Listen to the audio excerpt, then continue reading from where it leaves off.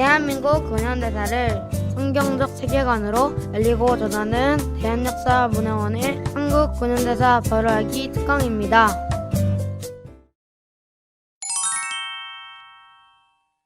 조선에 온 선교사 네 번째 이야기.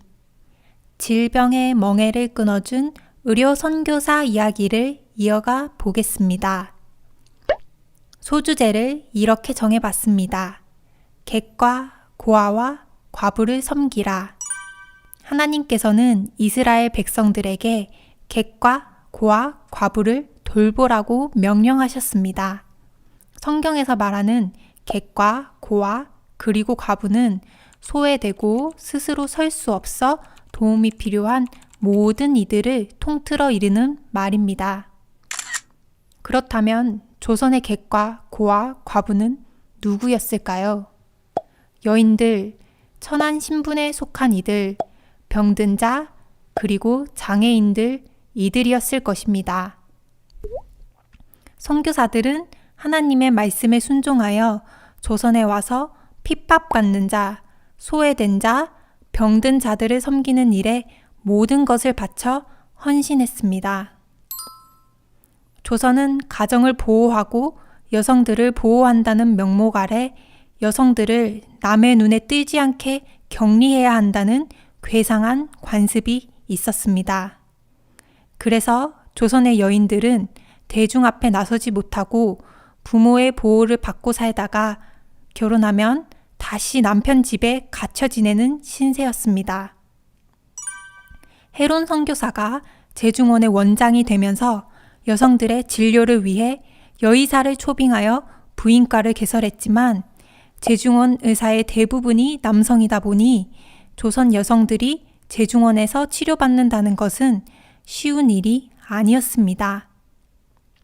왜냐하면 남자 의사가 많은 제중원에서 진료를 받는다면 내외도 모르는 짐승 취급을 받았기 때문이죠.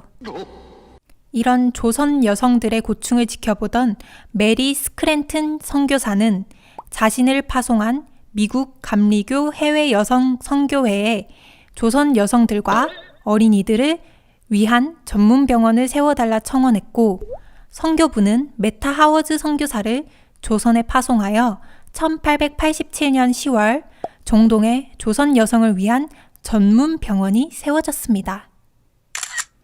1888년 고종은 이 병원에 보구여관이라는 이름을 하사했습니다. 이름의 뜻처럼 보구여관은 천대받던 조선 여성들을 구하고 보호하는 집이 되었습니다. 잠깐 보구여관의 성장 역사를 살펴볼까요?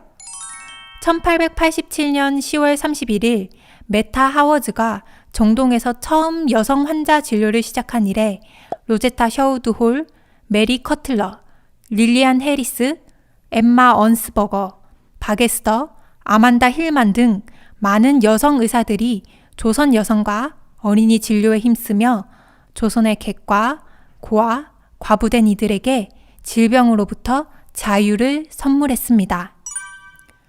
보구여관은 환자 진료 외에 의료 선교와 의학 교육, 간호 교육에도 매진하여 미국에서 의학을 공부하고 의사가 된 우리나라 최초의 여성 의사 바게스터와 최초의 간호사 이그레이스, 김마르다를 배출하기도 했죠. 정동에서 시작된 보구여관은 1913년까지 진료실, 수술실, 약제실, 입원실을 갖추고 어엿한 병원의 기능을 수행하였습니다. 1892년 동대문에 보구여관의 분원인 볼드윈 진료소가 설립되었고 1912년 이 자리에 동대문 부인병원이라고 불리던 릴리안 해리스 기념병원을 신축하여 1913년에 보구여관과 완전히 통합하였습니다. 동대문 부인병원은 해방 이후 이화여자대학교 의과대학 부속 병원이 되었고 2008년 이대 목동병원과 통합되었습니다. 다시 보구여관의 시작으로 돌아가서 이야기를 해볼까요? 메타 하워즈 선교사는 보구여관에서 수많은 조선 여성과 어린이를 치료했습니다. 그렇게 밤낮을 가리지 않고 환자를 돌보던 메타 하워즈 선교사는 1889년 건강이 악화되어 조선을 떠나지 않을 수 없었습니다. 그리고 그 뒤를 이은 보구 여관의 여의사가 로제타 셔우드 홀 선교사입니다.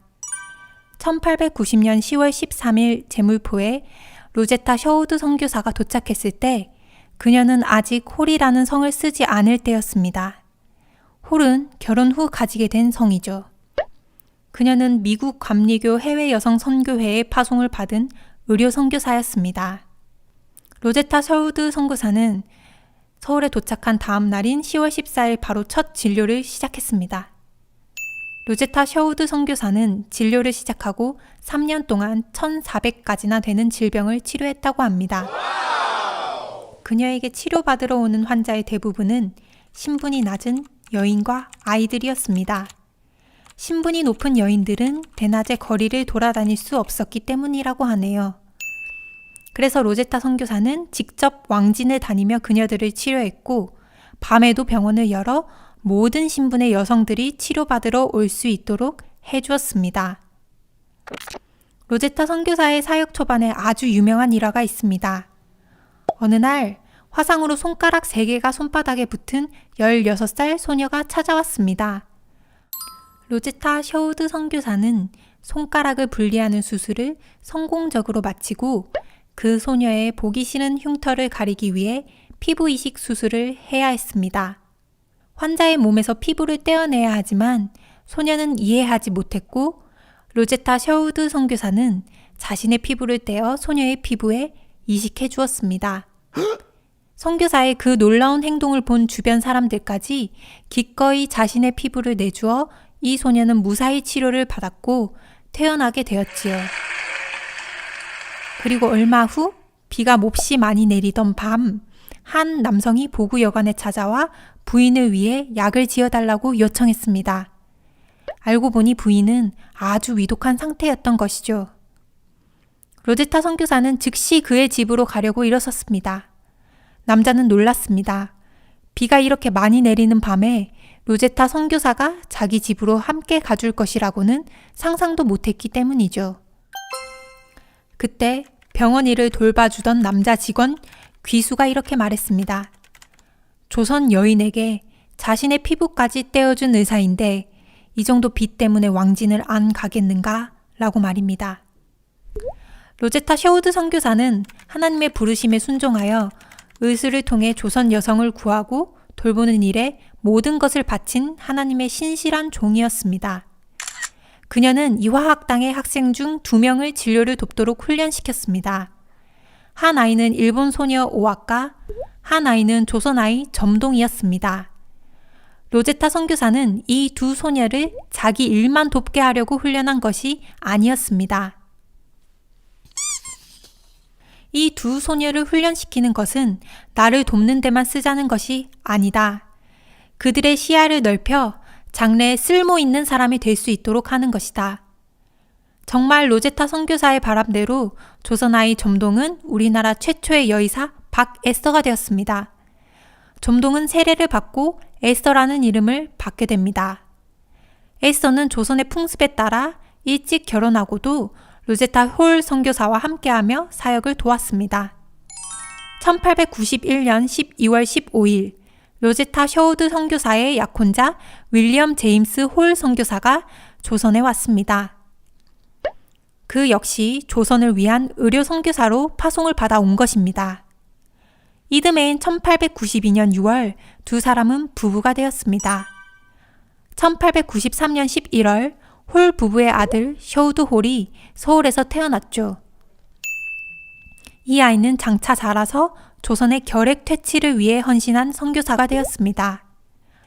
홀 부부는 함께 사역하지 못하고 제임스 홀 선교사는 평양으로, 그리고 로제타 홀 선교사는 서울에서 각자에게 맡겨진 사역을 충실히 감당하게 됩니다.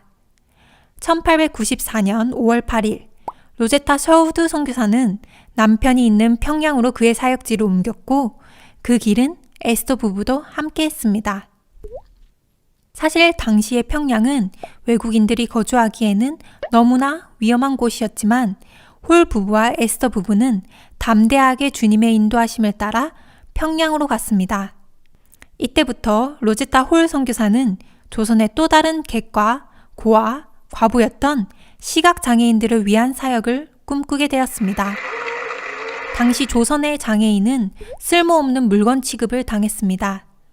로제타 셔우드 홀의 환자 중에도 특별히 시각장애인, 청각장애인, 그리고 말을 못하는 환자들이 많았습니다. 시각장애인의 경우 부모가 돈이 있다면 훈련을 시켜 무당이 되거나 점을 치는 삶을 살았습니다. 그렇지 못한 이들은 쓸모없는 물건 취급을 당하며 소외당하다가 잘 먹지도 못하고 결국 걷는 곳조차 어려울 지경까지 이르게 되어 죽어갔습니다. 로제타 홀 선교사는 시각장애인의 처지를 안타까워하다가 자신이 어린 시절 점자를 배운 기억을 되살려 한글 점자를 개발하여 그들을 돕기 원했습니다. 마침 제임스 홀 선교사를 돕던 오석형의 딸 복례가 시각장애인이라는 것을 알게 되었고 로제타 홀 선교사는 기름 종이에 바늘로 점자를 만들어 복례를 가르치기 시작했습니다. 바로 저 사진에 나오는 집에서 그 교육이 시작되었죠. 그러나 안타깝게도 청일 전쟁이 시작되면서 한 달여 만에 홀 가족과 그리고 에스터 부부는 서울로 돌아와야 했습니다. 1894년 10월 1일 윌리엄 홀 선교사는 다시 평양으로 돌아갔습니다. 청일 전쟁 중 평양에서 큰 전투가 있었고 그 후 평양에 전염병이 돌고 부상자들이 넘쳐났기 때문에 홀 선교사는 그들을 치료하기 위해 평양으로 갔던 것입니다. 불행히도 평양에서 부상자들을 돌보던 중 윌리엄 홀 선교사는 발진 티푸스에 감염되어 서울로 돌아온 후 일주일도 못 버티고 11월 24일 하나님의 품으로 돌아갔습니다. 당시 그의 나이는 34이었습니다. 로제타 홀 선교사는 남편의 장례를 치른 후 돌이 갓 지난 아들 셔우드를 데리고 그녀의 몸속에 자라고 있는 둘째를 출산하기 위해 고향으로 돌아갔습니다. 그녀의 귀향길에는 에스더 부부가 동행했습니다. 로제타 홀 선교사는 1895년 1월 14일 고향집에 도착했고 나흘 후 딸 이디스를 낳았습니다. 그리고 로제타 홀 선교사는 두 아이를 데리고 평양으로 돌아올 준비를 했습니다. 로제타 홀 선교사는 평양으로 돌아올 준비를 하면서 두 가지를 마음에 품었습니다. 평양의 남편을 기념하는 기홀병원을 짓는 것과 한글 점자를 개발하는 것이었죠. 그래서 그녀는 한글 점자 개발을 위해 체계적인 공부를 했고 2년 뒤인 1897년 11월 두 아이와 함께 조선으로 돌아왔습니다. 그 무렵 박에스더는 미국 볼티모어 여자의과대학, 지금의 존스 홉킨스 의과대학에 입학해 의학을 공부하고 있었습니다. 그녀의 남편 박유사는 그녀의 뒷바라지를 했죠. 1898년 5월 1일 로제타 선교사는 다시 평양에 돌아왔습니다. 그런데 이 질로 딸 이디스를 잃게 되었습니다. 로제타 홀 선교사는 아픔을 잊기 위해 곧바로 진료소를 열었습니다. 개원 직전 평양 감사 부인을 치료해준 덕에 평양 감사는 그 병원에 광해여원이라는 이름을 지어주었고 후에 기홀병원과 광해여원이 통합돼 평양연합기독병원이 되었습니다. 로제타는 이 병원에 이디스를 기념하는 어린이 병동을 추가로 건립했고 이곳에서 시각장애인을 위한 교육도 시작했습니다. 겨울 동안 서울에 머물며 초급 한글 교리서 등을 점자 교재로 만들어 평양에 다시 돌아왔고 오지를 돌며 환자들을 돌봤습니다. 로제타 선교사는 복례를 다시 만나 그녀가 만든 교재로 점자 교육을 시작했고 점자로 성경을 읽게 된 복례는 성경에 자신과 같은 장애인들이 고침을 받는 이야기를 읽으며 감동을 받아 우리나라 최초의 특수 교육교사가 되었습니다. 로제타 선교사의 이 특수 교육은 곧 평양의 소문이 파다해졌고 맹인 소녀들이 몰려들었습니다. 로제타 선교사는 이디스 마가렛 병동에 특별 교실을 열어 이들을 가르쳤고 1903년 평양 여맹학교가 탄생하게 되었습니다. 그 후로 로제타 선교사는 시각장애인뿐만 아니라 말 못하는 이들과 청각장애인까지 받아들여 농아교육을 시작하고 학교 이름을 평양여맹학교에서 평양맹아학교로 바꾸고 장애인을 위한 교육을 발전시켜 조선의 객과 고아, 과부인 이들을 섬긴 특수교육의 어머니였습니다. 로제타 선교사는 여의사를 양성하기 위해 1912년 광해여원 안에 실습을 병행하며 의학 강습반을 열었습니다. 그리고 이들을 의전에 입학시키려 애를 썼으나 세브란스 의전에서조차 여학생 입학을 거부했다고 합니다. 로제타 선교사는 여자 의학 전문학교를 만들기로 하고 한국인 의사들을 설득했습니다. 그리하여 1928년 조선 여자의학 전문학교 창립을 발기한 것입니다. 이 학교가 발전을 거듭하여 현재 고려대학교 의과대학이 되었죠. 잠시 로제타 선교사의 제자이자 자매로서 함께 사역한 박에스더 이야기를 해볼까요? 박에스더는 의학 공부가 끝나갈 무렵인 1900년 폐결핵으로 남편을 잃었습니다. 그리고 몇 주 후 의과대학을 졸업해 한국 최초의 여의사가 되었죠. 엄밀히 말해 남녀를 통틀어 우리나라의 최초 의사가 된 것입니다. 박에스더는 그해 5월 미 감리교 해외 여성 선교회에 의료 선교사로 파송을 받아 고국 조선으로 돌아왔습니다. 그리고 보구 여관에서 평양에서 자신이 누린 자유를 조선 여인들에게 헌신적으로 나눔을 봉사하다가 1910년 4월 폐결핵으로 세상을 떠났습니다. 이 일은 홀 선교사의 가족에게 너무나 큰 충격이었고 슬픔이었습니다. 구한말 조선의 또 한 부류의 객과 고아, 과부는 바로 결핵 환자였습니다. 구한말 당시 5명 중 1명이 결핵에 걸렸다고 합니다. 이렇게 많은 사람이 걸리는 병이지만 약도 없고 고칠 방법이 없는 불치병이었습니다. 그래서 결핵에 걸리면 내가 벌을 받아 이 병에 걸렸구나 라고 두려워하며 무속의 힘을 빌려 결핵에서 벗어나려 하거나 체념하고 삶을 포기하는 경우가 많았습니다. 결핵으로 자신이 사랑하는 이모 에스더를 잃게 된 로제타의 아들 윌리엄 셔우드 홀은 자신의 이모를 빼앗아간 결핵을 조선에서 퇴치하는 일에 앞장서기로 결심했습니다. 반드시 폐결핵 전문의가 되어 조선에 돌아올 것과 결핵 요양원을 세우기로 결심한 것입니다. 그러나 그는 이 모든 일이 자신의 의지가 아닌 하나님의 인도하심이라는 것을 알고 있었습니다. 윌리엄 셔우드 홀은 서울에 태어나 평양에서 교육을 받고 미국으로 가 대학 과정을 공부했습니다. 그리고 캐나다로 가서 토론토 의과대학을 졸업하고 다시 미국으로 가서 뉴욕 롱아일랜드의 홀츠빌 서퍼크 결핵요양소에서 결핵을 전공한 후 1925년 8월 미국 감리회 의료선교사로 임용되어 1926년 4월 19일 아내 메리언 홀과 함께 조선으로 돌아왔습니다. 셔우드 홀과 메리언 홀 부부는 셔우드 홀의 오랜 소망대로 조선의 결핵 퇴치를 위해 1928년 황해도 해주에 결핵만을 치료하기 위한 해주 구세 요양병원을 세우고 조선 결핵 퇴치를 위해 그들의 젊음을 다 바쳤습니다. 이 결핵 요양원을 통해 절망에 빠져 살던 조선의 객과 고아, 과부였던 결핵 환자들에게 희망의 빛이 비치기 시작했죠. 셔우드 홀 부부는 조선에서 폐결핵 퇴치를 위해 조선 사람들이 결핵에 지지 않고 병과 싸워 이길 수 있도록 계몽운동을 펼쳐나갔습니다.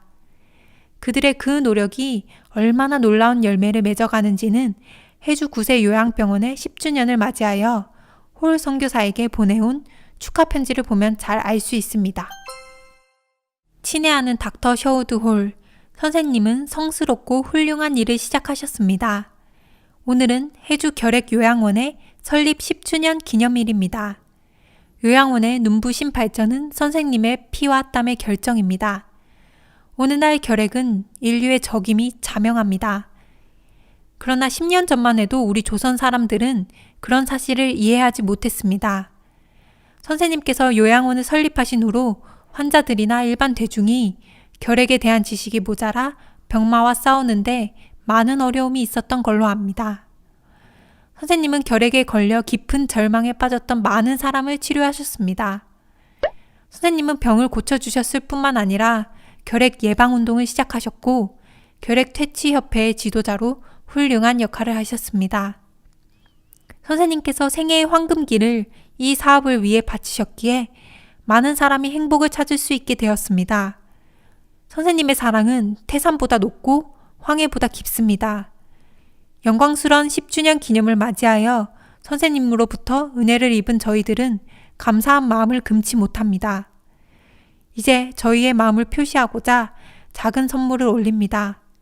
저희의 성의를 기억하는 뜻으로 이 선물을 받아주시면 저희들은 최고의 영광으로 알겠습니다. 셔우드 홀 부부가 얼마나 많은 헌신을 했는지 알 수 있는 감동의 편지입니다. 뿐만 아니라 셔우드 홀 선교사는 조선의 결핵 환자 치료를 위한 기금을 마련하기 위해 1932년 크리스마스 씨를 발행하여 결핵 환자를 도왔습니다. 1940년 일제는 제임스 셔우드 홀 선교사에게 간첩 죄를 씌워 추방했습니다. 홀 선교사는 부산항을 통해 조선을 떠났습니다. 그날 홀 선교사 가족은 부산항에서 조선의 자유로운 그날을 기대하며 태극기를 펼쳐 나뭇가지에 걸고 조선 만세를 외쳤다고 합니다. 제임스 홀과 로제타 셔우드 홀 선교사를 시작으로 그의 아들 제임스 셔우드 홀과 메리언 홀 부부까지 2대에 걸쳐 한 가족이 74년을 조선의 객과 고아와 과부된 조선의 여인과 아이들, 장애로 고통당하던 이들, 결핵으로 죽어가던 이들에게 자유의 빛을 선물해 주었습니다. 이렇게 우리가 누리고 있는 자유의 시작에 선교사들의 헌신이 있었다는 것을 꼭 기억했으면 좋겠습니다.